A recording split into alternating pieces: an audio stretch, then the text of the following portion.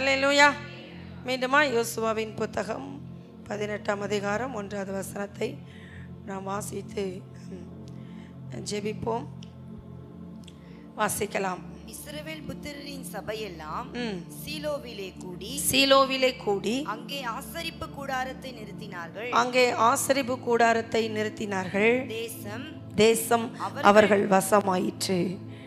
ஆமென். நம்ம எல்லாரும் கண்களை மூடி தேவனை நோக்கி பார்ப்போம். கர்த்தாவே, நாங்கள் ஸ்தோத்திரிக்கிறப்பா.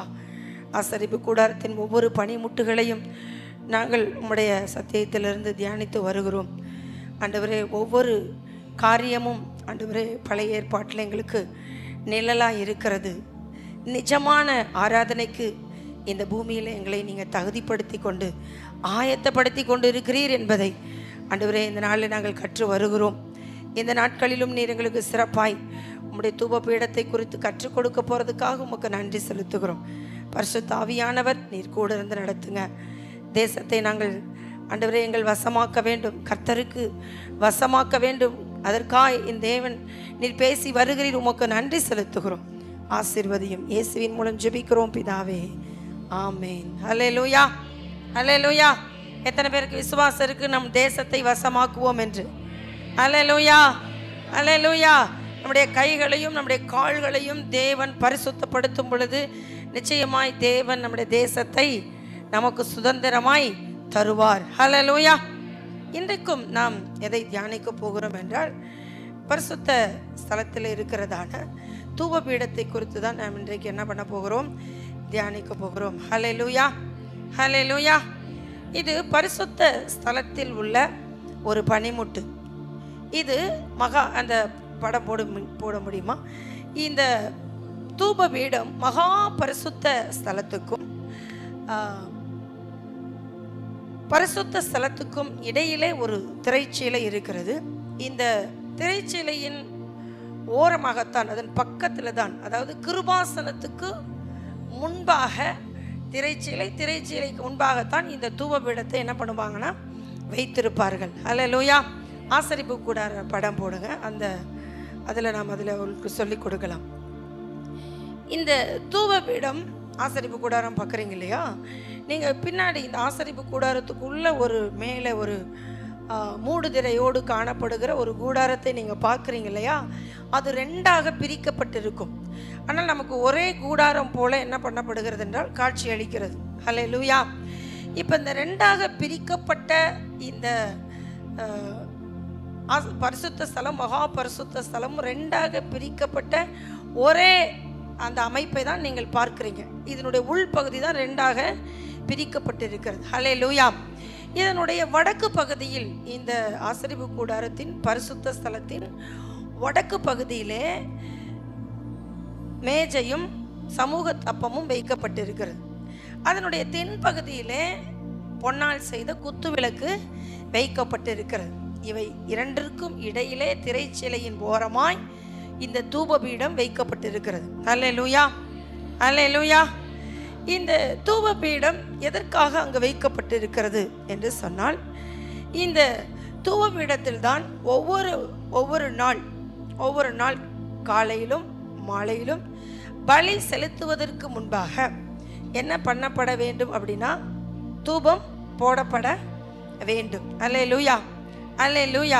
அப்போ பாருங்க, இந்த வெண்கல பலிபீடம் நாம் கடந்த வாரத்தில் தியானித்தோம் இல்லையா? வெண்கல பலிபீடம். இந்த வெண்கல பலிபீடத்தில் நாம் பலி செலுத்தும் பொழுது நம்ம என்ன பண்ணுகிறது என்றால், இந்த பலிகள் நம்மை சுத்திகரிக்கிறது. இந்த பலிகள் நம்மை சுத்திகரிக்கிறது. ஆனால் தூபபீடத்தில் நாம் தூபம் போடும் பொழுது நாம் தேவனை ஆராதிப்பதற்கு நமக்கு என்ன பண்ணுகிறது, உதவி செய்கிறது. ஆராதிப்பதற்கு நம்மளை தூண்டுகிறது. அல்லேலூயா. ஆராதிப்பதற்கு நம்மளை அழைக்கிறது. அல்லேலூயா. அப்போ இந்த வெண்கல பலிபீடம், கடந்த நாட்களில் பார்த்த வெண்கல பலிபீடம் நம்மளை சுத்திகரிக்கிறது. இந்த தூபபீடமோ நம்மளை ஆராதிக்க அழைக்கிறது, ஆராதிக்க அழைக்கிறது. அல்லேலூயா, அல்லேலூயா. அப்போ பலி செலுத்தின வெண்கல பலிபீடத்திலே பலி செலுத்தின பிற்பாடு என்ன பண்ணப்பட வேண்டும் அப்படின்னு சொன்னால், தூபம் போடப்பட வேண்டும். அல்லேலூயா. அப்ப நம்மை சுத்திகரித்து கொண்ட ஒருவன் தேவனிடத்துல என்ன செய்யணும்? ஆராதனை, துதி ஆராதனை செய்ய வேண்டும். ஹல்லேலூயா. இந்த பரிசுத்த ஸ்தலத்துல நாம் பார்த்து கொண்டிருப்பது பரிசுத்த ஸ்தலத்தில் உள்ள பனிமுட்டு. ஹல்லேலூயா. அதுல தான் ஒரு வடது புறத்துல மேஜையும் சமூக தப்பமும், அதை போடுங்க அந்த படம், ஏன்னா உள்ள என்ன இருக்குன்னு உங்களுக்கு தெரியாது. மேஜையும் சமூக தப்பமும் என்ன பண்ணப்பட்டிருக்கும்? வடபுறத்தில் வைக்கப்பட்டிருக்கும். அதன் தென்புறத்தில் ஒரே அடிப்பு வேலையாய் செய்யப்பட்ட குத்து விளக்குகள், அங்கு குத்து விளக்கு என்ன பண்ணப்பட்டிருக்கு? அடிப்பு வேலையாய் செய்யப்பட்டு காணப்படும். அதை நான் பின்னாட்கள் உங்களுக்கு விளக்குகிறேன். அப்போ இந்த இரண்டிற்கும் இடையில வைக்கப்பட்டிருக்கிற இந்த தூபபீடம் நீங்க பார்க்குறீங்க இல்லையா? இது 1 முழ நீளம், 1 முழ அகலம், 2 முழ உயரம் உள்ளது தான் இந்த தூபபீடம். இந்த தூபபீடத்தின் மேல் பகுதியிலே பொன் அரணை செய்யப்பட்டிருக்கும். 4 பகுதிகளிலும் அந்த கொம்புகள் அதில் பொருத்தப்பட்டு இருக்கும். நீங்கள் அதை பார்க்குறீங்க. வெண்கல பலிபீடம் போடுங்க, இல்லை சமூக தப்பமும் மேஜையும், அடுத்து குத்து விளக்கு, அது 2ஐயுமாவது போடுங்க. சமூக தப்பம், மேஜை, அடுத்து குத்து விளக்கு. இது எல்லாமே பரிசுத்த ஸ்தலத்தில் காணப்படக்கூடிய பனிமுட்டு. இப்போ பார்க்குறீங்களா? இதுதான் சமூகத்து அப்பம். இது ஓய்வு நாள் தோறும் அங்கே சுடப்பட்டு 2 அடுக்குகளாக என்ன பண்ணப்பட்டிருக்குன்னா அடுக்கி வைக்கப்பட்டிருக்கும். இந்த மேஜை சமூக தப்பம் எங்கே இருக்கிறது என்றால் பரிசுத்த ஸ்தலத்தின் வடபுறத்தில். அதே போல இந்த பொன் குத்து விளக்கு இந்த பரிசுத்த ஸ்தலத்தின் தென்புறத்தில். இது இரண்டுக்கும் இடையில தான் இந்த பொன் தூபபீடம் உள்ளது. அல்லேலூயா. உங்களுக்கு ஏற்கனவே சொல்லியிருக்கேன், இந்த ஆசரிப்பு கூடாரம் கிழக்கு மேற்காக இருக்கும். நம்முடைய ஆலயம் வடக்கு தெற்காக இருக்கிறது.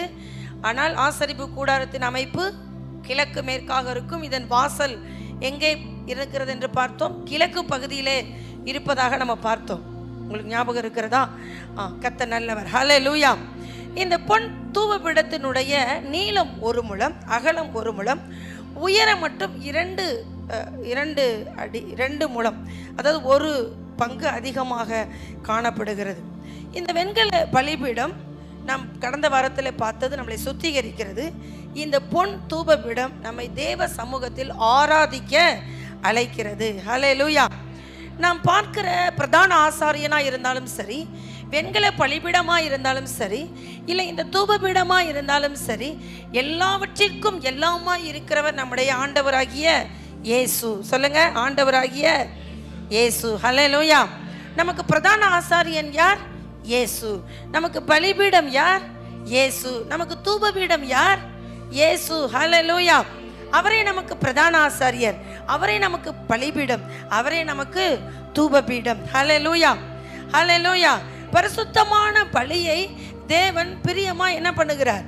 ஏற்கிறார். அதே போல பரிசுத்தமான ஆராதனையும் தேவன் பிரியமாய் ஏற்றுக்கொள்கிறார். ஹல்லேலூயா.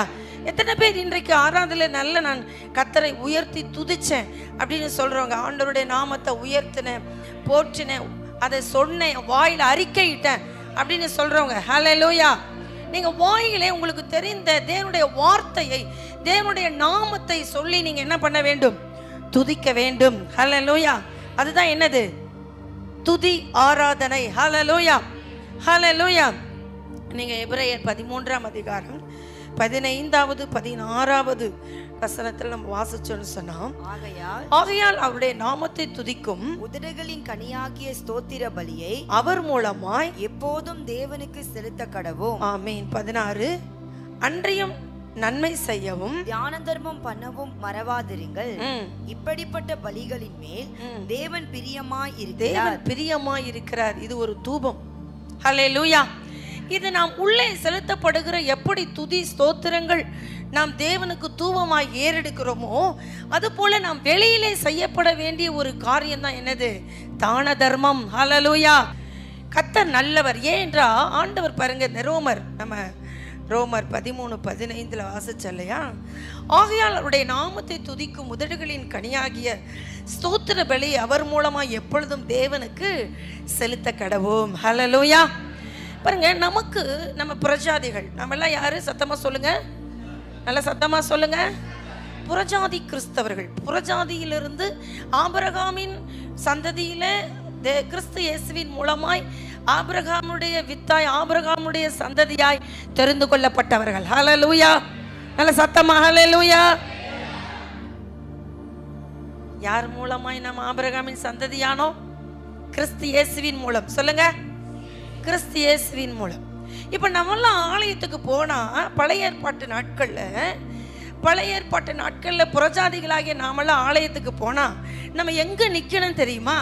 அப்படி அப்படி இந்த சர்ச்சை விட்டு தள்ளி அப்படி அந்த சரௌண்டிங்ல தான் என்ன பண்ணணும்? நிக்கணும். அங்க நின்று தேவனுடைய சத்தத்தை, ஆசாரியன் சொல்லுகிற வார்த்தை என்ன பண்ணணும்னா கை கட்டி நின்று கேட்கணும். நமக்கு இந்த பரிசுத்த ஸ்தலத்துக்குள்ள வருவதற்கோ இல்லை இந்த மகா பரிசுத்த ஸ்தலத்துக்குள்ள வருவதற்கோ என்ன கிடையாது அப்படின்னா, உரிமை கிடையாது, அதிகாரம் கிடையாது. நமக்கு அங்க போவதற்கான எந்த அனுமதியும் கிடையாது. ஹல்லேலூயா. ஆனா நம்முடைய ஆண்டவராகிய இயேசு கிறிஸ்து நமக்கு நல்ல பிரதான ஆசாரியர்.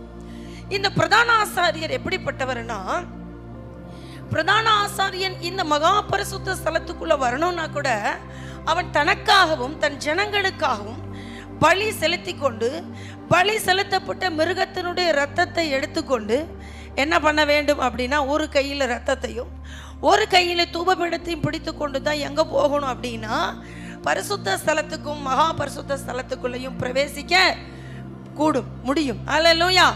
ஆனா இந்த பிரதான ஆசாரியரும் நம்முடைய இயேசுவாகிய நம்முடைய பிரதான ஆசாரியர் அவரே என்னவாயிட்டார்னா பலியாயிட்டார். ஹல்லேலூயா, ஹல்லேலூயா. அவரே என்ன ஆனாரு? பலியாயிட்டார். இப்ப பலி ஆன உடனே, அதனாலதான் நாம் மத்தேயு 27:50 நம்ம வாசிக்கிறோம், மேல் தொடங்கி கீழ் வரையிலும் திரைச்சீலை 2ஆய் கிழிந்தது. சத்தமா சொல்லுங்க, மேல் தொடங்கி கீழ் வரையிலும் திரைச்சீலை 2ஆய் கிழிந்தது. ஹல்லேலூயா. இந்த கிழிக்கப்பட்ட இந்த திரைச்சீலை அந்த அந்த அதனுடைய அர்த்தம் என்ன அப்படின்னு சொன்னா, பரிசுத்த ஸ்தலத்துக்குள்ளேயும் நம்ம வரலாம், மகா பரிசுத்த ஸ்தலத்துக்குள்ளேயும் நம்ம வரலாம் என்ற உரிமையை நமக்கு வாங்கி தந்தவர் நம்முடைய ஆண்டவராகிய இயேசு கிறிஸ்து. ஹல்லேலூயா, ஹல்லேலூயா, ஹல்லேலூயா. அப்ப தேவன் நம்மள அவ்வளவு தூரத்துல இருந்த நம்மள இப்ப பிதாவுக்கு பக்கத்துல கொண்டு வந்து என்ன பண்ணிட்டாரு? வச்சிட்டாரு. இப்ப நமக்கு யார் தேவையில்லை அப்படின்னா, பிரதான ஆசாரியன் தேவையில்லை. சத்தமா சொல்லுங்க, பிரதான ஆசாரியன் தேவையில்லை. இப்ப நாங்களாம் தேவையில்லை, பாஸ்டர்ஸ் தேவையில்லை. ஆனா ஏன் வச்சிருக்கிறாருன்னா 10 பேரை மேய்க்கணும், அவங்களுக்கு சொல்லி தரணும்ல, அதுக்காக மேய்ப்பனா வச்சிருக்கிறாரு எங்களை. நாங்கள் உங்களுக்கு என்ன சொல்லி கொடுக்கணும்னா, எப்பொழுதும் என்னகிட்டே வந்து ஜெபம் பண்ணு அப்படின்னு நாங்க சொல்லி கொடுக்க கூடாது. ஒவ்வொருவரும் நீங்க யார் தெரியுமா? ஆசாரியன், லேவியர். நல்லா சொல்லுங்க, நீங்க யார்? ஆசாரியனும் லேவியனும். நீங்கள் எப்பொழுதும் தேவனுக்கு பலி செலுத்த, எப்பொழுதும் தேவனுக்கு ஆராதனை செய்ய, எப்பொழுதும் தேவனுக்கு தூபம் ஏறெடுக்க உங்களாலையும் முடியும். சத்தமா சொல்லுங்க, உங்களாலையும். நீங்க எங்கிருந்து வேணாலும் என் தேவனாகிய கர்த்தரை என்ன பண்ணலாம்? துதி ஸ்தோத்திரத்தினாலே உயர்த்த முடியும், உயர்த்தலாம். ஹல்லேலூயா, ஹல்லேலூயா. அப்போ நம்ம தூரம் இருந்த நம்மளை பிதாவோடு ரொம்ப சமீபமாய் கொண்டு வந்து நம்மளை என்ன பண்ணிட்டாரு? இணைச்சிட்டார். ஹல்லேலூயா.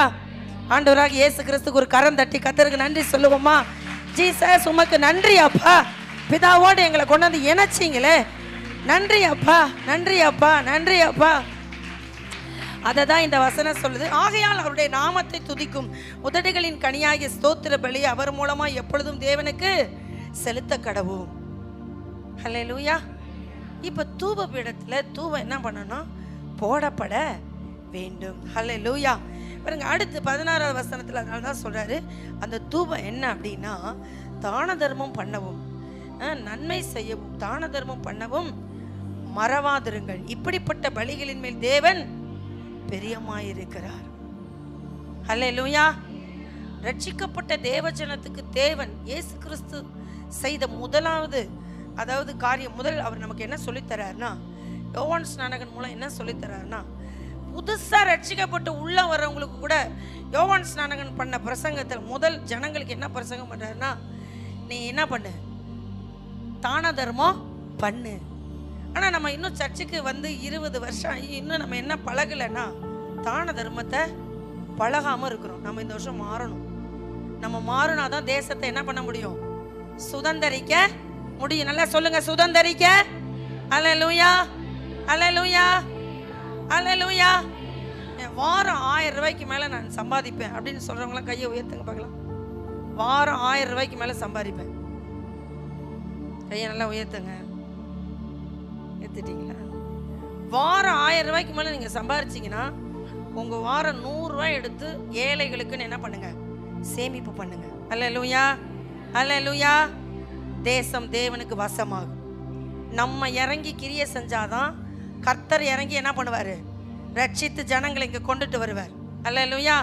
வாங்குகிறதை பார்க்கலும் கொடுக்கிறதே பாக்கியம். சொல்லுங்க, வாங்குகிறதை பார்க்கலும் கொடுப்பதே பாக்கியம். இத சபை செய்யணும். அல்லேலூயா, அல்லேலூயா. அதான் ரோமர் 13, எபிரேயர் 13:16.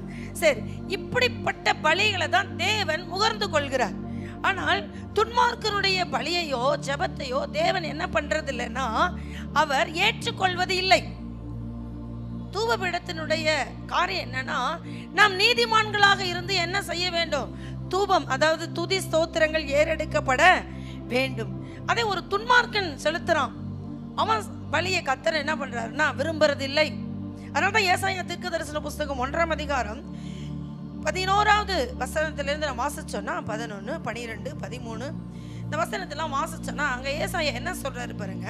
உங்கள் பலிகளின் திரள், உங்கள் பலிகளின் திரள் எனக்கு என்னத்துக்கு என்று கர்த்தர் சொல்லுகிறார். ஆட்டுக்கடாக்களின் தகன பலிகளும் கொழுத்த மிருகங்களின் இனமும் எனக்கு அரோஷிகமாய் இருக்கிறது. காளைகள், ஆட்டுக்குட்டிகள், கடாக்களுடைய இரத்தத்தின் மேல் எனக்கு பிரியமில்லை. நீங்கள் என் சந்நிதியில் வரும்போது என் பிரகாரங்களில் இப்படி மிதிக்க வேண்டும் என்று உங்களிடத்தில் கேட்டது யார்? இனி வீண் காணிக்கைகளை கொண்டு வர வேண்டாம். தூபம் காட்டுதல் எனக்கு அருவருப்பாய் இருக்கிறது. நீங்கள் அக்கிரமத்தோடு ஆசரிக்கிற மாத பிறப்பையும் ஓய்வு நாளையும் சபை கூட்டத்தையும் நான் இனி சகிக்க மாட்டேன். கீழே அப்படியே அதே அதிகாரத்துல 19வது வசனம் பாருங்க. நீங்கள் மனம் பொருந்தி செவி கொடுத்தால் தேசத்தின் நன்மையை புசிப்பீர்கள். மாட்டோம் என்று எதிர்த்து நிற்பீர்களாகில் பட்டயத்துக்கு இரையாவீர்கள். கர்த்தரின் வாய் இதை சொல்லிற்று. அல்லேலூயா, அல்லேலூயா. நாம் வெறுமனே நாம் ஆசரிக்கிற இந்த மாத பிறப்பு, தூபம் காட்டுதல், காணிக்கை, இதையெல்லாம் கர்த்தருக்கு செலுத்துறேன்னு சொல்றோம், ரைட்டு. ஆனால் அதை கர்த்தர் அங்கீகரிக்கிறாரா அப்படிங்கிறது தான் இப்ப என்னது கேள்வி. கர்த்தர் அங்கீகரிக்கிறாரா என்பதுதான் கேள்வி. அல்லேலூயா, அல்லேலூயா. ஆமோஸ் தீர்க்கதரிசன புஸ்தகத்துல அங்கு 5ஆம் அதிகாரம் 21 நம்ம வாசிச்சோன்னு சொன்னா, ஆமோஸ் தீர்க்கதரிசன புஸ்தகம் 5ஆம் அதிகாரம் 21 உங்கள் பண்டிகைகளை பகைத்து வெறுக்கிறேன். உங்கள் ஆசரிப்பு நாட்களில் எனக்கு பிரியமில்லை. உங்கள் தகன பலியையும் போஜன பலிகளும் எனக்கு படைத்தாலும் நான் அங்கீகரிக்க மாட்டேன். கொழுமையான உங்கள் மிருகங்களின் ஸ்தோத்திர பலிகளையும் நான் நோக்கி பார்க்க மாட்டேன்.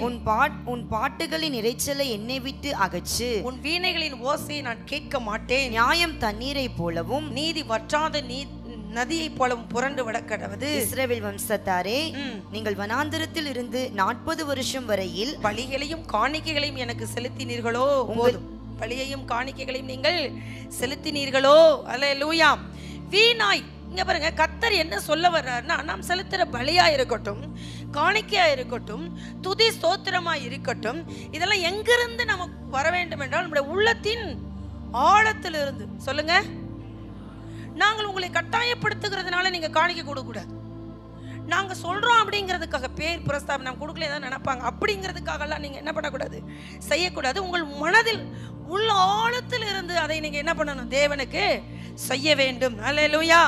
அப்படி செய்கிற அந்த பலியை கர்த்தர் என்ன பார்க்கிறார்னா பிரியமாய் பார்க்கிறார். அல்லேலூயா. நம்ம கொடுக்க கொடுக்க தான் கர்த்தர் அந்த பலியின் மேல் அந்த பிரியமாய் தேவன் என்ன பண்ணுகிறார், அதை ஏற்றுக்கொள்கிறார். துன்மார்க்கனுடைய பலி கர்த்தருக்கு அருவருப்பானது. புரியுதுங்களா? நீதிமொழிகள் 15:8 பாருங்க. துன்மார்க்கனுடைய பலி கர்த்தருக்கு அருவருப்பானது, செம்மையானவர்களின் ஜெபமும் அவருக்கு பிரியம். அல்லேலூயா. இப்ப துன்மார்க்கனுடைய பலியில தேவன் விரும்புறது இல்லைங்க. இல்ல, இப்ப அதானி கிட்டையும் இப்ப இருக்கிற பணக்காரர்கள்ட்ட எவ்வளவு கோடி கணக்கில் பணம் இருக்குல்ல, இருக்கா? இருக்கு. சிலர்லாம் கல்யாணத்துக்கு கூட எல்லாத்தையும் அடைச்சிட்டு என்ன பண்ணானோ, சாப்பாடு போட்டானோ. ஏன்னா அவனுக்கு ஒரு ஏழைகளுக்கு ஒரு 100 ரூபாய் சாப்பாடு கொடுக்க என்ன இல்லை, மனம் இல்லை. அல்லேலூயா. ஆனால் தேவன் அவங்களெல்லாம் விட்டார், அவங்களெல்லாம் பரலோகத்தை சேர்த்துக்கிறது இல்லை. இப்போ நம்மளாம் எங்கே போகிறோம் அப்படின்னா பரலோகம் போக போகிறோம். அல்லேலூயா. எத்தனை பேருக்கு நம்பிக்கை இருக்குது? அல்லேலூயா. இப்போ நம்ம பரலோகம் போனால் நம்ம பிதா எப்படின்னா பூரண சர்க்குணர். சொல்லுங்க. அப்போ நம்மளும் எப்படி இருக்கணும்? சத்தமாக சொல்லுங்க, எப்படி இருக்கணும்? பூரண சர்க்குணராக இருக்கணும்ல. அதனால் அவர் நம்ம சொல்கிறாரு, நான் எப்படி தயாளனாக இருந்தனோ அப்படி நீ என்னவாரு? சத்தமாக சொல்லுங்க, தயாளனா இரு. அல்லேலூயா. அதனால தான் நம்மளை பார்த்து சொல்கிறாரு, நீ என்ன பண்ணு? கொடு. நீ தான் யார் தெரியுமா? உலகத்துக்கு வெளிச்சம், பூமிக்கு உப்பு, சாரமேற்றப்பட்ட உப்பு. அல்லேலூயா, அல்லேலூயா. அதனால தான் துன்மார்க்கனுடைய பழியில் அவன் கோடி கோடியை கொண்டு போய் கொட்டுறான். அதில் தேவன் என்ன பண்ணுறதில்ல? பிரியப்படுகிறது இல்லை. ஆனால் நம்முடைய பலியின் மேல் தேவன் என்னவா இருக்கிறார்? பிரியமாக இருக்கிறார். அல்லேலூயா, அல்லேலூயா.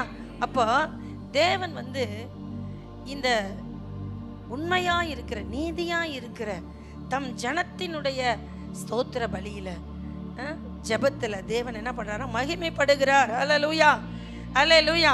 மனிதனை தேவன் சிருஷ்டித்ததே அதுக்காகத்தான். நம்மளை ஆண்டவர் படைக்கும் போது எதுக்கு படைச்சிருக்கிறாருன்னா, அவரை துதிக்கணும், அவரை மகிமைப்படுத்தணும், அவருக்கு பலி செலுத்தணும், அவருக்கு தூபம் காண்பிக்க வேண்டும் என்பதற்காகத்தான் நம்மளை என்ன பண்ணியிருக்கார்? ஆண்டவர் சிருஷ்டித்திருக்கிறார். எத்தனை பேர் இதை உணர்ந்திருக்கிறீங்க? நான் துதிக்கணும்ப்பா, என்னை அதுக்கு தான் ஆண்டவர் அழைச்சிருக்கிறார். அல்லேலூயா. நான் துதிக்கலைன்னா அவர் கோச்சுக்குவார், நான் செய்யலைன்னா அதை கோச்சுக்குவார், அவரை நான் சந்தோஷப்படுத்தணும் அப்படிங்கிற எண்ணம் நமக்குலாம் என்ன பண்ணும்? வரணும். அல்லேலூயா. நீங்க ஏசாயா 43:21 வாசிச்சீங்கன்னா அந்த வசனம் சொல்லுகிறது, இந்த ஜனத்தை எனக்கென்று ஏற்படுத்தினேன், இவர்கள் என் துதியை சொல்லி வருவார்கள். ஆமென். அல்லேலூயா, அல்லேலூயா.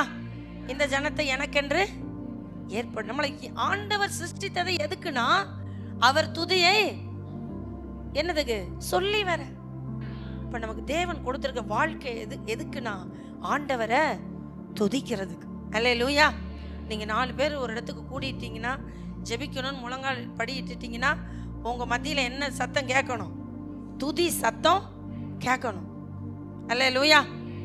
4 பேர் இருந்தீங்கன்னா நல்ல துதி சத்தம் என்ன பண்ணணும்? உங்களுக்கு உங்களுடைய அந்த மத்தியிலிருந்து என்ன சத்தம் கேட்கணும்? துதி சத்தம் கேட்கணும். அல்லேலூயா. இந்த சாத்தானுக்கு இடம் கொடுத்த மனிதர்களால துதிக்க முடியாது.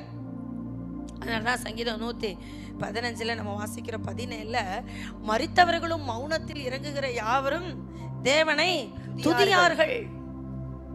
என்ன பண்ண மாட்டாங்களா? துதிக்க மாட்டாங்களாம். சாத்தானுக்கு இடம் கொடுத்துட்டா அவங்களுக்கு வாய் என்ன பண்ண முடியாது? துதிக்க முடியாது. நல்லா இருக்க கம்முன்னு மூடிட்டு அப்படியே நிற்பாங்க. பாரு சிலையாட்டம். வாயை தர துதி அப்படின்னா அப்படின்னே நிற்பாங்க. அப்போ வசனம் என்ன சொல்லுதுன்னா, சாத்தானுக்கு இடம் கொடுத்துட்டா வாய் என்ன பண்ண முடியாது? கர்த்தருக்கு திறக்க முடியாது. ஹல்லேலூயா. ஆனால் அப்படி துதிக்காமல் இருப்பதை தேவன் என்ன பண்றதில்ல? விரும்புறதில்ல. ஹல்லேலூயா, அல்லேலூயா. நீங்கள் ரோமர் 1:21 வாசிச்சனா, அவர்கள் தேவனை அறிந்தும் அவரை தேவன் என்று மகிமைப்படுத்தாமலும் ஸ்தோத்தரியாமலும் இருந்து தங்கள் சிந்தனைகளினாலே வீணரானார்கள். உணர்வில்லாத அவருடைய இருதயம் இருளடைந்தது. துதிச்சா என்ன வரும்? ஒளி வரும். தூபபீடத்துக்கு முன்னாடி தூவம் அங்க காண்பிக்கப்படுறதுக்கு பரிசுத்த ஸ்தலத்திலே தூவம் போட்டாரு அப்படின்னா, பிரதான ஆசாரியன் தூவம் போட்டுட்டாரு அப்படின்னா, அந்த அந்த பாளையம் முழுவதும் என்ன வீசுமா? வாசனை வீசுமா. அந்த அந்த நறுமணம் என்ன பண்ணுமா? அந்த பாளையம் முழுவதும், இஸ்ரேல் பாளையம் முழுவதும் அந்த தூவத்தினுடைய வாசனை என்ன பண்ணுமா? வீசுமா. எவ்வளவு நல்லா இருக்கு தெரியுங்களா? அதுக்கு பொருள் கூட சொல்லி இருக்கிறார். அதுக்கு என்னென்ன பொருள்னா, வெள்ளை போளம், குங்கிலியம் அப்படின்னு. அது என்னன்னு தான் எனக்கு தெரியல, அது எழுதப்பட்டு இருக்கிறது. என்னது? குங்கிலியம். அந்த வாசனை பொருளுக்கு பேர் என்ன? குங்கிலியம். அடுத்து அல்பான் பிசின், அப்புறம் சாம்பிராணி. அவ மேலே போட்டாரா?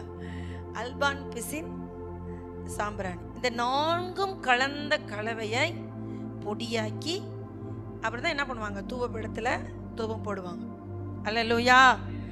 இந்த தூபபீடத்துல எப்பொழுதும் தேவன் கொடுத்த அக்கினியை பாதுகாத்து அந்த அக்கினியைத்தான் தூபபீடத்தில் வைத்திருந்து அதில் தான் என்ன போட வேண்டும்? தூப வர்க்கத்தை போட வேண்டும். ஹல்லேலூயா. இப்போ இந்த தூப வர்க்கம் போடும் பொழுது எப்படி எல்லா இடங்களிலும் வாசனை வீசினதோ அப்படி நம்ம துதிக்கிற ஒரு சேனை எழும்பிருச்சு அப்படின்னா இந்த வாசனை எல்லா இடங்களிலும் என்ன பண்ணும்? வீசும். சத்தமா சொல்லுங்க, என்ன பண்ணும்? வீசும். அப்படி வீசுது அப்படின்னா அதுதான் என்னது? வெளிச்சம். அதான் என்னது? வெளிச்சம். இதுக்கு தான் ஆண்டவர் இந்த தூப பீடத்தை எங்க வச்சிருக்கிறார் அப்படின்னா பரிசுத்த ஸ்தலத்துல வச்சிருக்கிறார். ஹல்லேலூயா, ஹல்லேலூயா. அப்ப ஒரு முழ நீளமும் ஒரு முழ அகலமும் 2 முழ உயரமுள்ள இந்த தூப பீடத்துல காலையிலையும் மாலையிலையும் பிரதான ஆசாரியன் எதற்காக தூபம் போடுகிறார் என்றால் இந்த தூபத்திலிருந்து வருகிற அந்த நறுமணத்தை தேவன் முகருகிறார். அந்த இஸ்ரேல் பாளையம் முழுவதும் ஜனங்கள் என்ன பண்ணுகிறாங்க? முகருகிறார்கள், அதை சுவாசிக்கிறார்கள். ஹல்லேலூயா. நாமும் இன்றைக்கு தேவனை துதிக்கிறதுக்காக ஏற்படுத்தப்பட்டிருக்கிறோம். ஒரு சிறு கூட்டமோ ஒரு பெருங்கூட்டமோ நீங்கள் எங்கே கூடுகிறீர்களோ அங்கே மனதார கர்த்தரை என்ன பண்ணுங்க? ஸ்தோத்திரம் பண்ணுங்க. ஹல்லேலூயா. ஒண்ணுமே தெரியாதுங்க, இயேசு நாமம் தெரியாது, இயேசு செய்ததும் தெரியாது, பரவாயில்ல, ஸ்தோத்திரம் இயேசுவே, ஸ்தோத்திரம் ஸ்தோத்திரனாவது என்ன பண்ணுங்க? சொல்லுங்க. ஹல்லேலூயா, ஹல்லேலூயா. இந்த தூப பீடத்துல தூபம் வந்து காலையிலும் மாலையிலும் என்ன பண்ண வேண்டும்? இட வேண்டும், தூபம் போட வேண்டும். ஹல்லேலூயா. காலையிலும் மாலை 2 நேரம் தூபம் போடுவாங்க. குத்து விளக்கை ஏற்றும் பொழுதும் குத்து விளக்கை விளக்கும் பொழுதும் என்ன பண்ணுவாங்க அப்படின்னா அந்த தூபம் போடுவாங்க. ஹல்லேலூயா, ஹல்லேலூயா. அதே போல எப்பொழுதும் இந்த பரிசுத்த ஸ்தலத்தில் குத்து விளக்கு எரிந்து கொண்டே இருக்க வேண்டும். ஹல்லேலூயா, ஹல்லேலூயா. இப்போ பாருங்க, தேவன் நம்முடைய வாழ்க்கையில அந்த துதியையும் ஸ்தோத்திரத்தையும் நம்முடைய இருதயத்துக்குள்ள எப்பொழுதும் ஏறெடுக்க வேண்டும் என்று தேவன் விரும்புகிறார். ஹல்லேலூயா. நீங்க 1 நாளாகமம் 23:27 பார்த்தீங்கன்னா அந்த லேவி புத்திரர் என்ன செய்தாங்கன்னு நமக்கு எழுதப்பட்டு இருக்கிறது. லேவி புத்திரர் அங்க என்ன செய்தாங்களாமா? 1 நாளாகமம் 23. நாள்தோறும் காலையிலும் மாலையிலும் கர்த்தரை போற்றி துதித்து ஓய்வு நாட்களிலும் அமாவாசைகளிலும் பண்டிகைகளிலும் கர்த்தருக்கு சர்வாங்க தகன பலிகள் செலுத்தப்படுகிற சகல வேளைகளிலும். இது யார் செலுத்துறா அப்படின்னு சொன்னா மேல பாருங்க 26வது வசனம் மேல.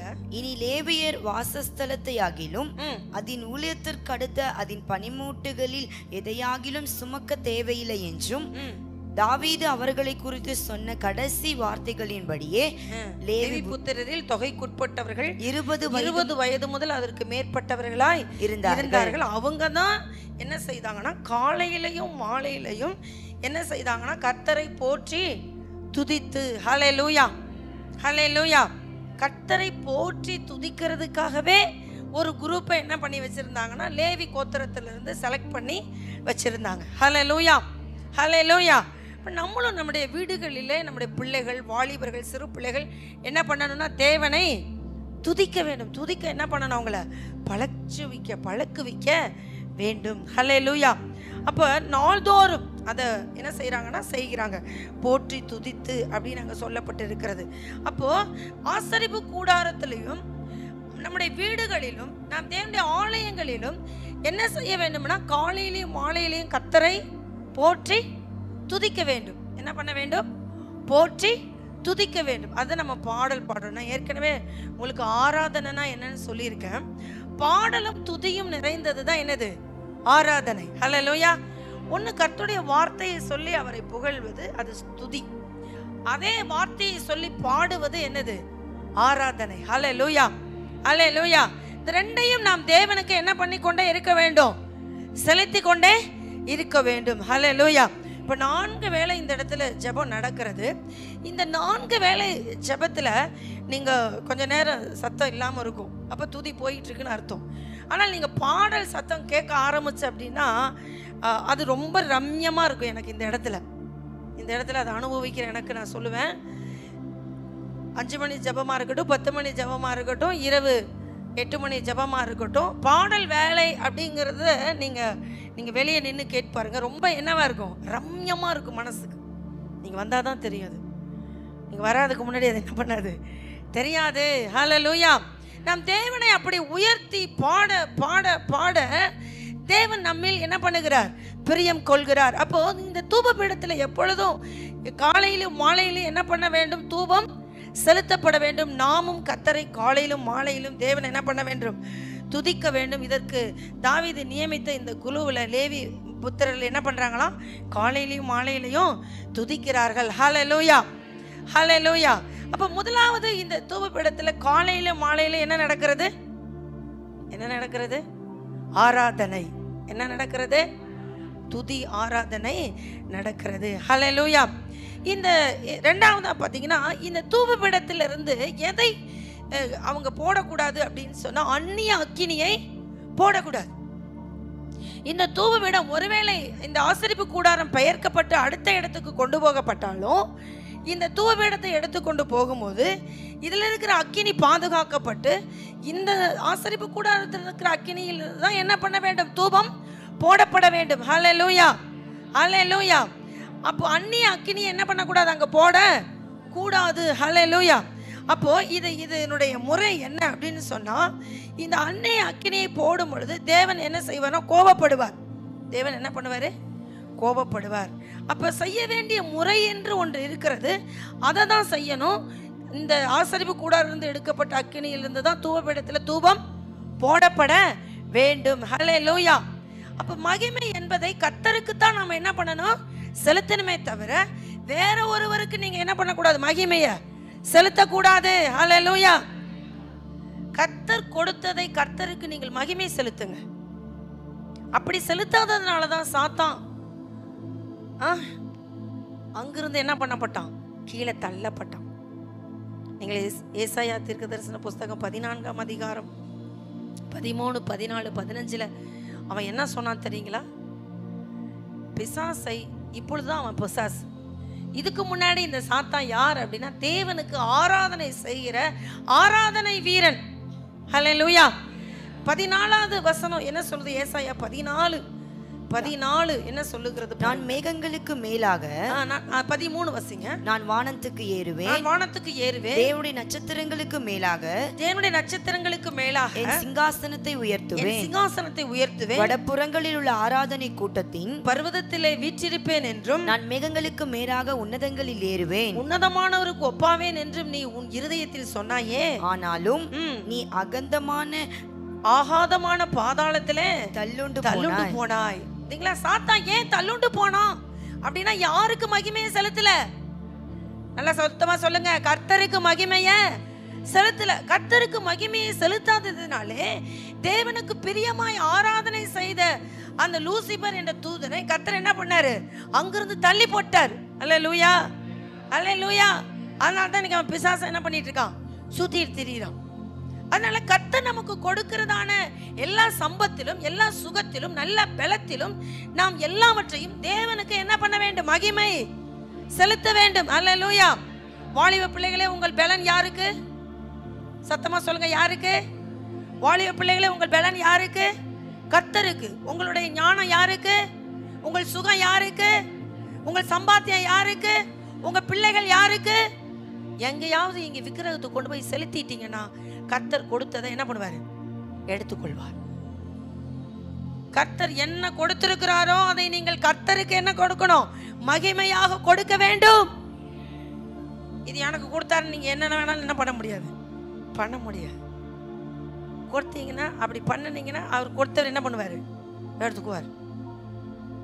அதனால எதை உங்களுக்கு கொடுத்திருந்தால், பலனை கொடுத்திருக்கிறாரா, ஞானத்தை கொடுத்திருக்கிறாரா, சம்பத்தை கொடுத்திருக்கிறாரா, அறிவை கொடுத்திருக்கிறாரா, திறமையை கொடுத்திருக்கிறாரா, தாளந்துகளை கொடுத்திருக்கிறாரா, ஐஸ்வர்யத்தை கொடுத்திருக்கிறாரா, எல்லாவற்றையும் நீங்க யாருக்கு கொடுக்கணும், கர்த்தருக்கு கொடுக்கணும். கொடுத்தீங்கன்னா சொல்லுங்க, பக்கத்துல பார்த்து, கொடுத்தீங்கன்னா கொஞ்ச காலம் வாழுவீங்க. இல்லைன்னா அடுத்த வசனம் வாசிங்க. அப்போஸ்தலர் 12ஆம் அதிகாரம் 23வது வசனம் பாருங்க. ஏரோது தேவனுக்கு மகிமையை செலுத்தல. என்ன நடந்துச்சு தெரியுங்களா, அங்க ஜனங்கள்லாம் சொன்னாங்க, ஐயோ இந்த சத்தத்தை பார்த்தோம் தேவதூதன் சத்தம் போல இருக்கிறதே. அதுக்கு மேல் வசனம் போடுங்க. அதுக்கு மேல் வசனம் பாருங்க என்ன சொல்லுகிறது. அப்பொழுது ஜனங்கள் இது மனுஷ சத்தம் அல்ல, இது மனுஷ சத்தம் அல்ல, இது தேவ சத்தம் என்று ஆர்ப்பரித்தார்கள். ஏரோது பேசுறாரு, ஜனங்கள்லாம் சொல்றாங்க ஐயோ இது தேவனே பேசுறாரு. பேசுனது யாரு? ஏரோது. புரியுதுங்களா? ஏரோது பேசுறாரு. ஆனா ஜனங்கள்லாம் சொல்றாங்க ஐயோ இது தேவ சத்தம். அந்த அளவுக்கு ஏரோது தேவன் என்ன பண்ணிருக்காரு? பயன்படுத்தி இருக்கிறாரு. அல்லேலூயா. அப்படி பயன்படுத்தும் பொழுது ஏரோது என்ன சொல்லி இருக்கணும்னா, எப்ப இதெல்லாம் நான் ஒண்ணு கிடையாது, யாரு? தேவன் அப்படின்னு என்ன பண்ணணும்? கர்த்தரை உயர்த்தி இருக்கணும். அல்லேலூயா. அதுக்கு தான் நான் உங்களுக்கு சொல்றேன், கர்த்தர் எது கொடுத்தாலும் அதை யாருக்கு மகிமை செலுத்துங்க? கர்த்தருக்கு மகிமை செலுத்துங்க. அல்லேலூயா, அல்லேலூயா. அப்படி செலுத்தாததுனால ஏரோது அடுத்த வசனத்துல வாசிக்கிறோம், அவர் புழு புழுத்து இறந்தான். இறந்தான். இறந்தான். அவன் புழு புழுத்து இறந்தான். கர்த்தருக்கு மகிமை செலுத்தலினா நம்மளால என்ன பண்ண முடியாதுன்னா தொடர்ந்து செல்வாக்குல வாழ முடியாது. அதனால இன்னைக்கு ஏன் கம்பெனி அடைக்கப்பட்டு இருக்கிறதுனா இருக்கிற சொற்ப ஜனத்துக்கு நான் உங்களுக்கு சொல்றேன், ஒரே ஒரு மனிதனுக்காக தேவன் இயற்கையை மாற்றுவார். ஒரே ஒரு மனிதனுக்காக தேவன் என்ன பண்ணுவாரு? சகலத்தையும் திருப்பிக்கிட்டு வருவார். அல்லேலூயா. ஒரே ஒரு மனிதனுக்காக எதை வேணாலும் கர்த்தர் என்ன பண்ணுவாரு? செய்வார். அல்லேலூயா. அந்த மனிதன் நீங்களா நானா இருந்தோம்னா இழந்து போனதெல்லாம் என்னது? திரும்ப சத்தமா சொல்லுங்க, திரும்ப திரும்ப வரும். இல்லைன்னா போனது போனதுதான், திரும்பி என்ன பண்ணாது? வராது. நீங்க சொல்லணும், நான் இருக்கிறப்ப இந்த பட்டணத்துல எனக்குன்னு ஒரு வேலை செய்யறதுக்கு ஒரு கம்பெனி என்ன பண்ணுங்க? ஏற்படுத்துங்க. எனக்கு ஒரு சம்பாத்தியத்தை நீங்க ஏற்படுத்துங்க. எனக்கு ஒரு பிழைப்பை நீங்க ஏற்படுத்துங்க. ஹல்லேலூயா. அவர் புல்லுள்ள இடங்களில் மேய்த்து அமர்ந்த தண்ணீர் அண்டையில் எனக்காக ஒரு நீரோடை உண்டாக்குங்க, எனக்காக ஒரு மேய்ச்சலை உண்டாக்குங்க. நீங்க சொன்னீங்கன்னா கர்த்தர் செய்வார். உங்களுக்காகத்தாப்பா இந்த உலகமே, உங்களுக்காகத்தான் இந்த சிருஷ்டிப்பு, உங்களுக்காகத்தான், எனக்காகத்தான் தேவன் இந்த படைப்பை என்ன பண்ணியிருக்காரு? வச்சிருக்கிறார். ஹல்லேலூயா. நம்ம என்ன பண்ணணும்? கர்த்தருக்கு மகிமை செலுத்தணும். நம்ம செலுத்தலைன்னா இந்த ஊர்லயே 10 பேர் தான் ரட்சிக்கப்பட்டு சர்ச்சுக்குள்ள இருக்கிறீங்க.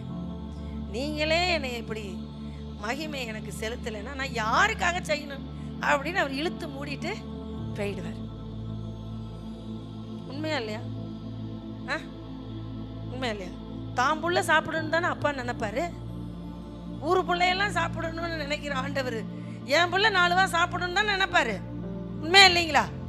ஒரு அண்டா பிரியாணி செஞ்சிருந்து என் பிள்ளை 1 வா சாப்பிடலையே அப்படின்னு உங்களுக்கு கஷ்டமா இருக்குமா இருக்காதா? உங்க பிள்ளை விருந்துக்கு வரல, அழைப்புக்கு வரல, சாப்பாட்டுக்கு வரல, எப்படி இருக்கு மனசுக்கு? கர்த்தர் உங்களுக்கு ஆயத்தம் பண்ணினவைகளை நீங்க அனுபவிக்கணும்னா கர்த்தருக்கு என்ன பண்ணணும்? மகிமைய செலுத்தணும். அல்லேலூயா. அதுதான் இந்த தூவ வீடு நமக்கு கற்றுக் கொடுக்குது. அதன் கொம்புகள் பாருங்க. அடுத்து பாத்தீங்கன்னா அதனுடைய கொம்புகள். 4ஆவதா நம்ம அதை பார்க்கிறோம். அது என்னது? கொம்புகள். அல்லேலூயா. இந்த கொம்பு என்பது வல்லமையை குறிக்கிறது. என்னது?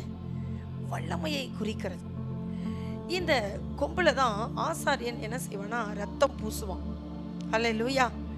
அப்போ இந்த ஜெபம், இந்த தூவ இடத்துல சொல்லப்படுகிற இன்னொரு காரியம், இந்த கொம்பு வல்லமை உள்ளது போல ஜெபமும் வல்லமை உள்ளது, துதியும் வல்லமை உள்ளது. அல்லேலூயா.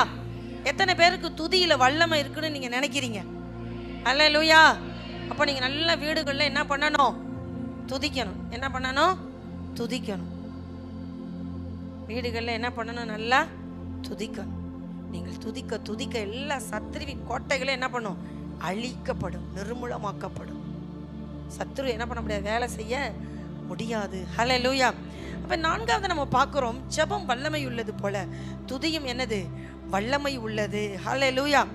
நாம் யோசுவாவின் புத்தகம் 6ஆம் அதிகாரம் 1 - 16 வரையிலும் நம்ம பார்த்தோன்னு சொன்னா, அங்க எரிகோ கோட்டையை இஸ்ரவேல் ஜனங்கள் என்ன பண்ணாங்கன்னா 6 நாளும் துதிச்சாங்க. ஒரு முறை சுத்தி வந்து துதித்து கொண்டு ஒரு முறை சுத்தி வந்து பாளையத்துல வந்துட்டாங்க. 7ஆவது நாள் 7 முறை என்ன பண்ணாங்க? சுத்தி வந்தாங்க. என்ன சொல்லி சுத்தி வந்தாங்க? தேவனை துதித்து கொண்டு. யாரோடையும் பேசல, ஆனா என்ன பண்ணாங்க? துதித்து கொண்டு சுற்றி வந்தார்கள். ஆனால் கடைசியா 7ஆம் நாள்ல அந்த எரிகோ என்ன பண்ணப்பட்டது? என்ன பண்ணப்பட்டது?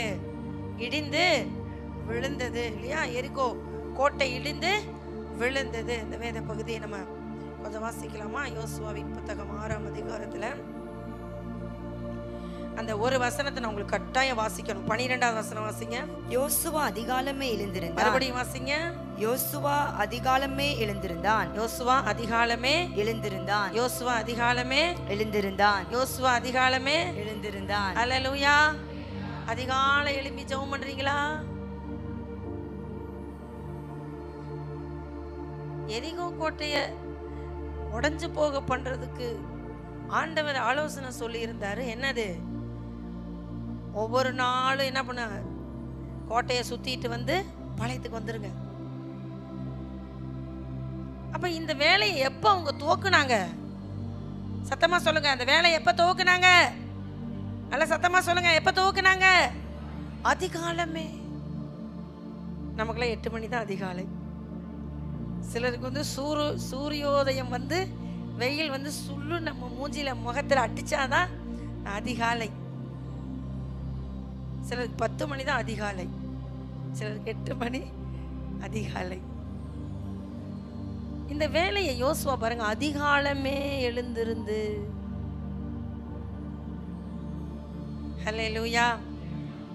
நம்ம எரிகோ ஏன் விழ மாட்டேங்குது அப்படின்னா, துதிக்கிறோம். எப்போ எப்போ? விடியற் காலையில் அப்படின்னு சொல்லிட்டா ஒரு 6 to 8க்குள்ள சொல்லிக்கலாம்ல. அதனால விடியற் காலையில் அப்படின்னு ஒருத்தர் சொல்றாங்க. நம்ம துதிக்கிறோம், ரைட்டு. ஆனா யோசுவா ஃபாலோ பண்ண மாதிரி ஃபாலோ பண்றோமா? சொல்லுங்க. இல்ல இல்ல. அதனாலதான் நம்ம எரிகோல என்ன மாட்டேங்குதுன்னா விழ மாட்டேங்குது. எரிகோ கீழே விழ மாட்டேங்குது. அந்த எரிகோ மேல பிசாசு ஏறி உக்காந்துக்கிட்டு இன்னும் நம்மளை எந்த அளவுக்கு தாக்க முடியுமோ அந்த அளவுக்கு தாக்கிட்டு இருக்கிறான். காரணம் என்ன? சத்தமா சொல்லுங்க. காரணம் என்ன? அதிகாலையில தேவனை என்ன பண்றது இல்ல, தேடுறது இல்ல. இப்ப சொல்லுங்க, பக்கத்துல பார்த்து சொல்லுங்க. அதிகாலையில் எழுந்திருந்தான். யோசுவா அதிகாலமே எழுந்திருந்தான். நீ அதிகாலமே எழுந்திரு. எரிகோ விழும். இல்ல எரிகோ விழுமா? இல்ல விழுந்த எரிகோ எந்திரிச்சு நிக்குமா?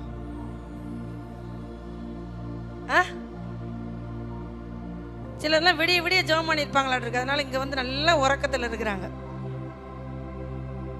நாங்க அதிகாலமே எழுந்து ஜெபம் பண்ணோமா, அதனால இப்ப என்ன வந்துருச்சு? உறக்கம். உறங்கிட்டு இருக்கிறவங்களெல்லாம் எழுப்பிடுங்க. உறக்கத்தில் இருக்கிறவங்கள அதிகாலை எழுந்து நீங்க ஜெபம் பண்ணீங்கன்னா எரிகோ என்ன பண்ணும்? விழும். சொல்லுங்க. அதிகாலை எழுந்து ஜெபம் பண்ணா எரிகோ விழும். இல்லைன்னா எந்திரிச்சு உட்காந்துக்கும். ஹல்லேலூயா. சிலருக்கு அதிகாலை எழுந்து ஜெபம் பண்றது மட்டும் பிடிக்காது. எப்படி ஜெபம் பண்றது? அதிகாலை எழுந்து ஜெபம் பண்றது மட்டும் பிடிக்காது. அது ஏன்னா அப்பதான் நல்லா உறக்கம் வருது. அங்க கஷ்டப்பட்டு பாடுபட்டு வந்துட்டு படுத்தா எவ்வளவு கஷ்டமா இருக்கு தெரியுமா? எந்திரிக்க முடியாது. உங்களுக்கு ஒண்ணு சொல்லி தரட்டா? உங்க பிரச்சனை மாறணும்னு நீங்க எவ்வளவோ நாள் பிரயாசப்படுறீங்க. ஆனா அந்த பிரச்சனையை நீங்க அதிகாலையில் எழுந்திருக்கும் போது நினைச்சு பாருங்க, இந்த பிரச்சனையை துரத்தணும்டா. இந்த பிரச்சனை என்ன பண்ணணும்? வெளியேற்றணும். இது மாறணும் அப்படின்னு நீங்க ஒரு வைராக்கியம் வச்சீங்கன்னா காலையில என்ன பண்ணுவீங்க? எந்திரிச்சிடலாம். நம்ம என்ன பண்றதுன்னா பிரச்சனையை பெருசா பார்க்கறது, பிரச்சனையை கூப்பிட்டு பக்கத்துல வச்சுக்கிறது. சரி நீ இருந்துட்டு போ, என்ன நீ எல்லாத்தோட ஒன்னா நீயும் ஒன்னா இருக்கிற, நீ இருந்துட்டு போ. அதை வெளியேற்றணும்னு என்ன பண்றதுல நினைக்கிறதுல. நீ ஒரு ஆளா எங்க வீட்டுல 5 பேரு, நீ 6வது ஆளா இருந்துட்டு போ அப்படி நினைச்சு கூடவே என்ன பண்ணணும்னா வச்சுக்கிறத நினைச்சுக்கிறோம். அதனால என்ன பண்றது இல்ல, பிரச்சனை வெளியே போறது இல்லை. அதனால நம்மளும் காலையில எந்திரிச்சு ஜெபிக்கிறது இல்லை. பிரச்சனை மட்டும் மாறணும் அப்படின்னு நினைக்கிறோம். ஆனா அதிகாலையில எழும்பி கர்த்தரை தேடுகிறோமா?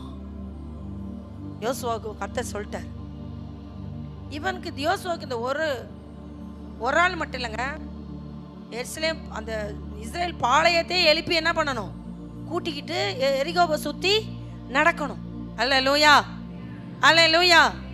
நம்ம 4 பேரை எழுப்பி வீட்டுக்குள்ளே எழுப்பி ஜெபம் பண்ணுறதுக்கு நம்மளால் என்ன பண்ண முடியல, முட்டியிலேன்னு கதை சொல்லிகிட்டு இருக்கிறோம். எரிகோலாம் விழாது. நீங்கள் எரிகோ விழணுன்னா ஒன்று கணவன் மனைவி கை பிடிச்சி என்ன பண்ணுங்க, ஜெபம் பண்ணுங்க. அல்லேலூயா. பிள்ளைகளை தட்டி எழுப்பி விடுங்க. அல்லேலூயா. அப்போ தான் என்ன பண்ண, எரிகோ விழும். இல்லைன்னா என்ன பண்ணாது, விழாது. கவனிங்க. அதிகாலை எழும்பி என்ன பண்ணணும்னா ஜெபிக்க பழகணும். இங்க வசனம் சொல்லுகிறது, அவர் என்ன பண்ணானா, யோசுவா அதிகாலமே எழுந்திருந்தான். அதிகாலமே எழுந்திருந்தான். அப்படி அவர்கள் செய்ததினாலே என்ன நடந்துச்சு அப்படின்னு சொன்னா, அந்த எரிகோ 7ஆம் நாள் 7 முறை சுற்றி வந்த பிற்பாடு அந்த எரிகோ என்ன பண்ணப்பட்டது, இடிந்து விழுந்தது. ஹல்லேலூயா. நீங்க எக்காலம் ஊதி எல்லாரும் முழங்கி கர்த்தரை ஆர்ப்பரிக்கும் பொழுது, நீங்கள் ஒவ்வொரு நாளும் துதி ஸ்தோத்திரங்களை சொல்லி பாடும் பொழுது, மகிமைப்படுத்தும் பொழுது, எரிகோ என்ன பண்ணும், உங்க வீட்டுக்குள்ள இருக்கிற பிரச்சனை உங்களை விட்டு மாறிவிடும். ஹல்லேலூயா. மாறலங்காதீங்க, நீங்க மாறுங்க, பிரச்சனை மாறிடும். ஹல்லேலூயா, ஹல்லேலூயா. 2வது பாருங்க, சத்துருவை நீங்க என்ன பண்ணலாம், ஜெயிச்சலாம். சங்கீதம் 18:3 பாருங்க. எனக்கு சத்துருவே இல்லை அப்படின்னு சொல்றவங்க யாராவது இருக்கீங்களா? சத்துருவே இல்லை, எனக்கு சத்துருவே இல்லை. 18:3 துதிக்கு பாத்திரராகிய கர்த்தரை நோக்கி கூப்பிடுவேன், அதனால் என் சத்துருக்களுக்கு நீங்களாக்கி ரட்சிக்கப்படுவேன். ஆமென். என் சத்துருக்களுக்கு நீங்களாக்கி ரட்சிக்கப்படுவேன். ஹல்லேலூயா, ஹல்லேலூயா. இங்க வசனம் சொல்லுகிறது, துதிக்கு பாத்திரராகிய கர்த்தரை நோக்கி கூப்பிடுவேன். எப்போ? அதிகாலையில. அப்போ என்ன நடக்குமா?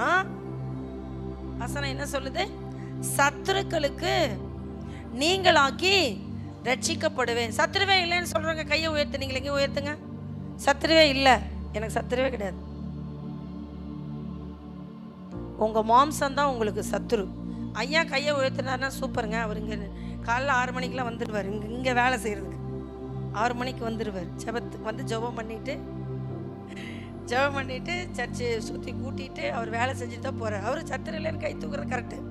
உங்களை கேட்குறேன், உங்களுக்கு சத்துருவே இல்லைன்னு கை தூக்குறீங்களே, எத்தனை பேர் காலையில் நேரத்தில் எந்திரிச்சு ஜெபம் பண்ணுறேங்கிறதுக்கு அத்தாச்சி நேரத்தில் எந்திரிச்சிடுறீங்க? சத்துரு இல்லையா உங்களுக்கு? உங்கள் மாம்சமே உங்களுக்கு என்னது, சத்துரு. ரெகுலாரிட்டியா ஒரு வாரத்தில் ஒரு நாள் விட்டுருங்க, ஒரு நாள் ஞாயிற்றுக்கிழமை விட்டுருங்க, இடையில ஒரு நாள் 2 நாள் விட்டுருங்க, 7 நாள் 5 நாள் 2 நாள் விட்டுருங்க. 5 நாள் நான் எந்திரிச்சு காலையில் ரெகுலராக ஜெபம் பண்ணுறேன் அப்படின்னு சொல்கிறவங்க, ரெகுலராக 5 நாள் ஜெபம் பண்ணிடுவேன். உங்கள் அப்பா அவனை எழுப்புலாம் எந்திரிக்க மாட்டேன். எந்திரிச்சிடுறீங்களா? இவங்களுக்கு யாரும் கிடையாதுன்னா மாம்சம் சத்துரு கிடையாது. நீங்க டெய்லி ஒரு ஆள் எழுப்பி தான் எந்திரிச்சு ஜெபம் பண்றீங்க அப்படின்னா உங்களுக்கு இன்னும் யார் சத்துரு? உங்கள் மாம்சமே உங்களுக்கு சத்துரு. ஹல்லேலூயா. நீங்கள் தேவனை தினமும் காலையில துதிப்பீர்கள் என்றால் இந்த மாம்சத்தை நீங்க என்ன பண்ணிடலாம், ஜெயிச்சிடலாம். இந்த மாம்சத்தை நீங்க என்ன பண்ணலாம், ஜெயிச்சிடலாம். நீங்க நல்லா யோசிச்சு பாருங்க. ஒரு சொந்த மாம்சத்தை ஜெயிக்காத ஒருவனை கொண்டு போய் யுத்தத்துல நிறுத்தினா அவன் ஜெயிப்பானா? அவன் ஜெயிப்பானா? ஜெயிக்க மாட்டான். ஏன்னா அவன் தனக்குத்தானே முதல்ல என்ன பண்ணல, ஜெயிக்கல. தனக்குத்தான் முதல்ல என்ன பண்ணிருக்கணும், ஜெயித்திருக்கணும். அல்லேலூயா, அல்லேலூயா. நீங்க உங்களுடைய மாம்சத்தை நீங்க ஜெயித்திருந்தீங்கன்னா வசனம் சொல்லுது, ஆவியினாலே மாம்சத்தின் கிரியைகளை அழித்தால் நீங்கள் பிழைப்பீர்கள். மாம்சத்தின் கிரியை நீங்க என்ன பண்ணணும், அழிக்கணும். காலையில் எழும்பணும், கர்த்தரை என்ன பண்ணணும், துதிக்கணும். அப்பதான் மாம்சத்தை என்ன பண்ண முடியும், ஜெயிக்க முடியும். சங்கீதம் 18:3 சொல்லுகிறது, சத்துருவுக்கு என்ன பண்ணுவீங்க, நீங்களாக்கி ரட்சிக்கப்படுவீர்கள். ஹல்லேலூயா, ஹல்லேலூயா. அடுத்து பாருங்க, 2 நாளாகமம் 20:19 24 வரல நம்ம வாசிச்சோன்னு சொன்னா, அங்கு சத்துருவை அழிக்கிறாங்க. அங்கே எப்படி சத்துருவை அழிக்கிறாங்கன்னா, அங்கே யோசபாத்தை குறித்து எழுதியிருக்கிறது. யோசபாத் ஒரு துதிக்கும் சேனையை, ஒரு யுத்த அந்த இராணுவத்துக்கு முன்னாக நிறுத்துறார். 2 நாளாகும் 20ஆம் அதிகாரத்தில் பார்க்குறோம். துதிக்கிற ஒரு சேனை. நீங்கள் அந்த ஒருவேளை அந்த பாடல் குழுவில் இருந்திருந்தீங்கன்னா நீங்கள் நிச்சயமாக யோசபாத் சொன்னதுக்கு கீழ்ப்படிஞ்சு இராணுவத்துக்கு முன்னாடி போய் நீங்கள் நின்றுப்பீங்களா? நான் சொல்லுவேன், அந்த இராணுவ வீரர்களை விட அந்த துதிக்கிறதுக்கு போய் நின்ன அந்த லேவியர்கள் தான் உண்மையாலுமே யுத்த புருஷர்கள். அல்லேலூயா, அல்லேலூயா. இங்கே பாருங்க, இங்கேயும் 20:20 2 நாளாகும் 20:20 யோசபாத் என்ன செய்தார் பாருங்க. அவர்கள் அதிகாலமே எழுந்திருந்து, மறுபடியும் வாசிங்க. அவர்கள் அதிகாலமே எழுந்திருந்து, மறுபடியும் வாசிங்க. அவர்கள் அதிகாலமே எழுந்திருந்து. ஜெயிச்சவங்க எல்லாம் எப்போ எந்திரிச்சிருக்கிறாங்க? நல்லா சொல்லுங்க, ஜெயிச்சவங்க எல்லாம் எப்போ எந்திரிச்சிருக்கிறாங்க? ஜெயிச்சவங்க எல்லாம் காலையில் 10 மணிக்கு எந்திரிச்சாங்கன்னு எழுதியிருக்கா? காலையில் 8 மணிக்கு எந்திரிச்சாங்கன்னு எழுதியிருக்கா? அப்ப ஜெயிக்கிறவங்க எத்தனை மணிக்கு எந்திரிக்கணும்? மனசு எழுதி வச்சுக்கங்க. நல்லா தூங்குனீங்கன்னா நீங்க நல்லா தோத்து போயிருவீங்க. நல்லா தூங்குறவங்க நல்லா தோத்துரு. பிசாசுக்கு ஒரு ஆயுதத்தையும் எடுத்துக்கிட்டு வர வேண்டிய அவசியமே கிடையாது. தூங்க பிசாசு ஒன்று மட்டும் இருந்தா போதும், உங்க வாழ்க்கையை என்ன பண்ணிடுவாங்க? முடிச்சு கட்டிடுவான். இங்க யோசபாத் காரியங்களை பாருங்க. அவர்கள் அதிகாலமே எழுந்திருந்து தெக்கோவாவின் வனாந்தரத்துக்கு போக புறப்பட்டார்கள். புறப்படுகையில் யோசபாத் நின்று, யூதாவே, எருசலேமின் குடிகளே, கேளுங்கள், உங்கள் தேவனாகிய கர்த்தரை நம்புங்கள், அப்பொழுது நிலைப்படுவீர்கள். அவருடைய தீர்க்கதரிசிகளை நம்புங்கள், அப்பொழுது சித்தி பெறுவீர்கள் என்றான். பின்பு அவன் ஜனத்தோடு ஆலோசனை பண்ணி பரிசுத்தம் உள்ள மகத்துவத்தை துதிக்கவும் ஆயுதம் அணிந்தவர்களுக்கு முன்னாக நடந்து போய் கர்த்தரை துதியுங்கள், அவர் கிருபை என்றும் உள்ளதென்று கர்த்தரை பாடவும் பாடகரை நிறுத்தினான். அவர்கள் பாடி துதி செய்ய தொடங்கின போது யூதாவுக்கு விரோதமாய் வந்த பதிவிருந்த அம்மோன் புத்திரரையும் மோவாபியரையும் சேயீர் மலை தேசத்தாரையும் ஒருவருக்கு விரோதமாய் ஒருவரை கர்த்தர் எழும்ப பண்ணினதினால் அவர்கள் வெட்டுண்டு விழுந்தார்கள். அல்லேலூயா, அல்லேலூயா. யுத்த வீரர்களுக்கு முன்னாக நின்று பாடினது யாரு? அங்க வசனம் என்ன சொல்லுகிறது? என்ன பண்ணாங்களாமா? ஆயுதம் அணிந்தவர்களுக்கு முன்பாக நடந்து போய் கர்த்தரை துதியுங்கள், அவர் கிருபை என்றும் உள்ளது என்று கர்த்தரை பாடினார்கள். அல்லேலூயா. இப்ப நம்ம ராணுவத்துக்கு முன்னாடி போய் நின்று பாடணும். பாடுவோமா? அல்லேலூயா. சாத்தானுக்கு முன்னாடி நின்று பாட்டு பாடணும். பாடுவோமா?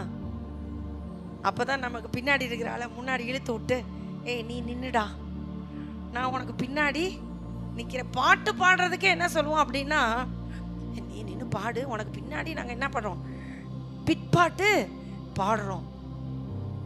மைக்கு பிடிச்சிருந்தா ஒரு பாட்டு பாடு அப்படின்னு சொன்னா என்ன பண்ண மாட்டேங்கிறோம்? என்ன பண்ண மாட்டேங்கிறோம்? பாட மாட்டேங்கிறோம். அல்லேலூயா. நல்ல பாட திறமை உள்ளவர்கள் என்ன பண்ணாரு? யோசபாத் எங்க நிறுத்துறாரு? யுத்த வீரர்களுக்கு முன்பாக. சொல்லுங்க, யுத்த வீரர்களுக்கு. இப்ப சொல்லுங்க, நம்முடைய தேசத்தினுடைய ராணுவம் முக்கியமா இல்ல துதிக்கிற நாமம் முக்கியமா? தேசத்தை மாற்றுகிற, தேசத்தை வெற்றிக்கு நேராய் நடத்துகிற அரசியல் அமைப்பு முக்கியமா, நாம முக்கியமா? இப்ப சொல்லுங்க, தேசத்துக்கு எழுப்புதல் அவங்க கொண்டு வருவாங்களா, நாம கொண்டு வருவோமா? அப்புறம் ஏன் இப்படி துதிக்கிறோம்? அப்புறம் ஏன் இப்படி நம்ம சோம்பலா இருக்கிறோம்? அப்புறம் ஏன் இப்படி நம்ம தரிசனம் இல்லாம இருக்கிறோம்? அப்புறம் ஏன் நம்ம குடும்பத்துக்குள்ள இப்படி இருக்கிறோம்? ஹல்லேலூயா. பார்த்தீங்களா? தேசத்தை மாற்றி அமைக்கும் வல்லமையே நம்மகிட்ட தான் இருக்குது. ஒரு ராணுவம் பாதுகாக்காத பாதுகாப்பே நம்ம வாயில தான் வச்சிருக்கிறாரு. ஹல்லேலூயா, ஹல்லேலூயா.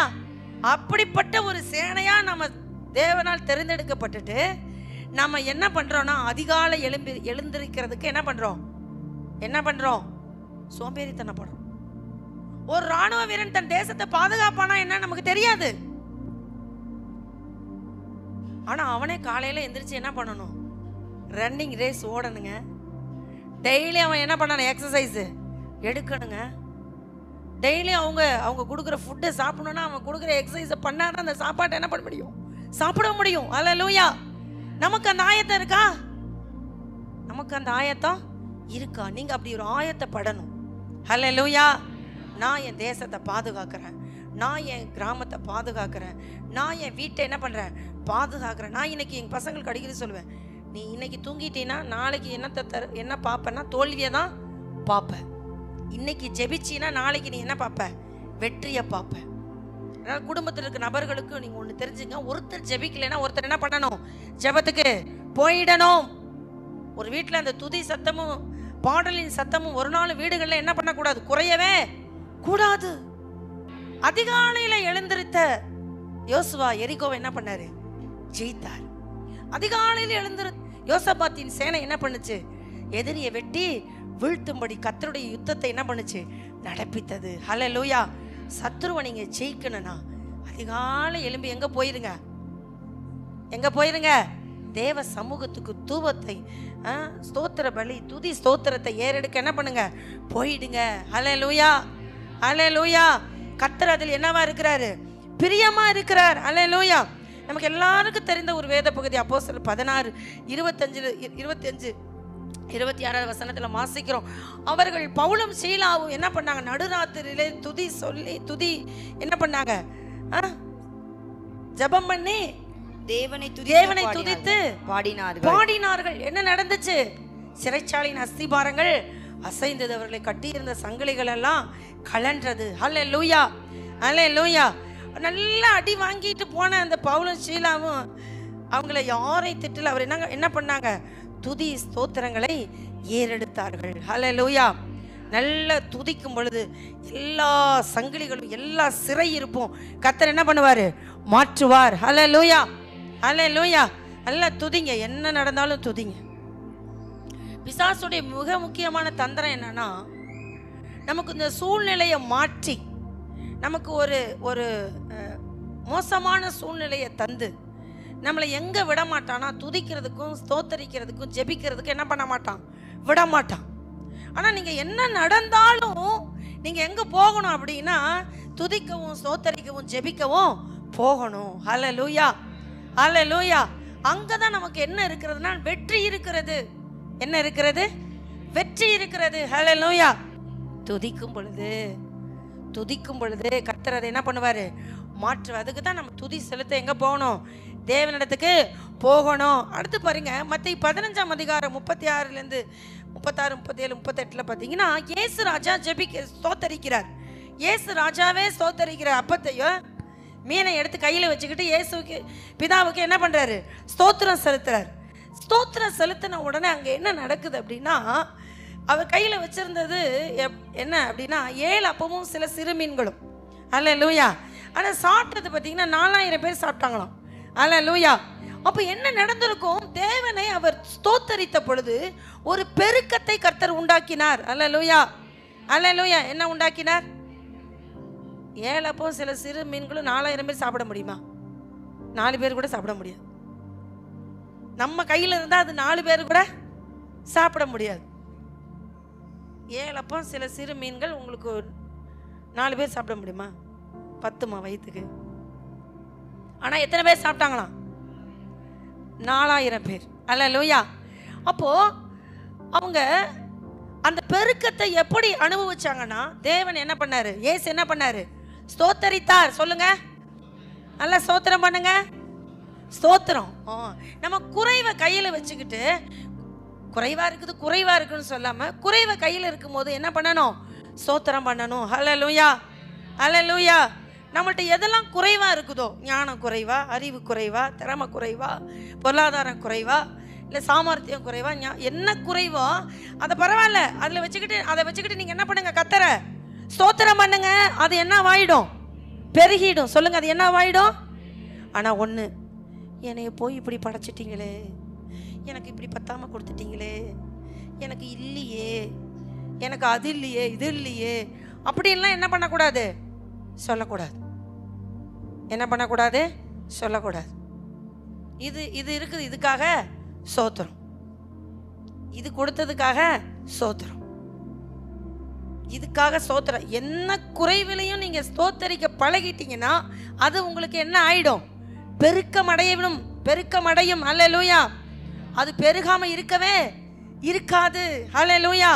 நிச்சயமா அது என்ன பண்ணும்? பெருகும். நம்ம ஒரு விபிஎஸ் நடத்த தான் என்ன பண்ணோன்னா ரொம்ப கஷ்டப்பட்டோம். உண்மையா? அடுத்து இந்த 1 டே மீட்டிங் நடத்துறதுக்கு அதுக்கு ரொம்ப கஷ்டப்பட்டு 2 டேஸ் ஆச்சா, ஒரு நாள் மீட்டிங் 2 நாள் ஆச்சா, இப்போ ஒரு முறை நடத்துறத 2வது முறை நடத்த போகிறோம். போறோம் சனிக்கிழமை. ஏன் தேவன் என்ன பண்றாரு? பெருகிறதுக்கு ஒரு வழி என்ன பண்றாரு? உருவாக்குகிறார். அல்லேலூயா. நம் தேவனை துதிக்க துதிக்க ஒரு ரெகபோத் என்ன உண்டாகும்? தேசத்துல உண்டாகும். அல்லேலூயா. ஒரு ரெகபோத் நமக்கு உண்டாகி கொண்டிருக்கிறது. ஒரு திறந்த ஒரு விசாலம் நமக்கு வந்துகிட்டு இருக்கு. அல்லேலூயா. அது நம்ம கண்ணு பார்க்காம இருக்கலாம், காது கேட்காம இருக்கலாம், ஆனா அது என்ன பண்ணுது? நம்மளை நோக்கி வந்து கொண்டிருக்கிறது. அல்லேலூயா. அல்லேலூயா. நீங்க குறைவுல கர்த்தரை என்ன பண்ணுங்க? என்ன பண்ணுங்க? ஸ்தோத்திரம் பண்ணுங்க. இந்த மாச வாக்குத்தத்தத்தின்படி உங்கள் இருதயம் அதிசயப்பட்டு பூரிக்கும். அதிசயப்பட்டு என்ன பண்ணும்? பூரிக்கும். எத்தனை கம்பெனி இழுத்து முன்னாலும் உங்க பொருளாதாரம் என்ன ஆகாது? குறைவுபடாது. ஹல்லேலூயா. ஹல்லேலூயா. என்ன இல்லாம போனாலும் உங்க வீட்டுல அண்ணன் தண்ணி ஆகாரம் இல்லாம போகாது. உங்க வீட்டுல நிறைவா என்ன இருக்கும்? சாப்பாடு இருக்கும். 10 பேருக்கு கொடுக்குற அளவுக்கு தான் கர்த்தர் உங்களை என்ன பண்ணுவாரு? ஆசீர்வதிப்பார். நீங்க என்ன பண்ணுங்க? தேவனை ஸ்தோத்தரியுங்கள். ஹல்லேலூயா. அதே போல யோவான் 11:41 இயேசு லாசரு கல்லறை முன்னாடி நின்று ஸ்தோத்தரித்தாரு. அது போல மரித்து போய் இருக்கிற எந்த பிரச்சனை முன்னாடியும் நீங்க அதை என்ன பண்ணுங்க? ஸ்தோத்திரம் பண்ணுங்க. எல்லா மரித்தவைகளும் உயிர் பெறும். ஹல்லேலூயா. எல்லாம் மரித்து போய் ஒண்ணுமே இனி நடக்காது அப்படின்னா கூட கர்த்தர் என்ன பண்ணுவாருன்னா, அந்த நடக்காதுன்னு சொன்ன இடத்துல இருந்து அற்புதத்தை செய்ய அவர் வல்லவர். ஹல்லேலூயா. ஹல்லேலூயா. உங்க வேலை செய்கிற உங்கள் ஆட்களை வீட்டில் கூப்பிட்டு ஒரு ஸ்தோத்திர கூட்டம் என்ன பண்ணுங்க? நடத்துங்க. 10 ஸ்தோத்திரம் சொல்லுங்க. உங்கள் வாழ்க்கை மாறணும். கூப்பிட்டு ஒரு சோத்தை போட்டு 4 ஸ்தோத்திரம் சொல்ல வச்சு அவங்க வீட்டுக்கு அனுப்புவோங்க. அவங்க வீட்டிலே அற்புதம் நடந்துடும். ஹல்லேலூயா. கர்த்தரை ஸ்தோத்தரிக்க தெரிந்தா உங்களுக்கு என்ன குறைவு இல்லை அப்படின்னா அற்புதத்துக்கு குறைவு இல்லை. ஹல்லேலூயா. ஹல்லேலூயா. அடுத்து பார்த்தீங்கன்னா நம்ம ஸ்தோத்திரம் செலுத்தும் பொழுது தேவனை மகிமைப்படுத்துகிறோம். சங்கீதம் 50:23 ஸ்தோத்திர பலியிடுகிறவன் என்னை மகிமைப்படுத்துகிறான். அந்த ஸ்தோத்திர பலி 2 கொரிந்தியர் 4:15 அநேகர் செலுத்தும் பொழுது கிருபை பெருகுகிறது. ஹல்லேலூயா. ஹல்லேலூயா. இதுதான் நமக்கு தூபபீடம் கற்றுக் கொடுக்குது. இப்ப சொல்லுங்க, இப்படி நம்ம தேவனை துதிக்க துதிக்க தேசம் நமக்கு வசமாகுமா இல்லை நம்மளை விட்டு ஓடி போகுமா? தேசம் நமக்கு, நல்லா சொல்லுங்க, தேசம் நமக்கு. ஆமேன். கர்த்தர் என்ன பண்ணுவார்? அதை செய்வார். நம்ம எல்லாரும் முழங்கால் படிடுவோம். உமக்கே நாங்கள் துதி ஸ்தோத்திரங்களை நாங்கள் செலுத்துகிறோம்ப்பா.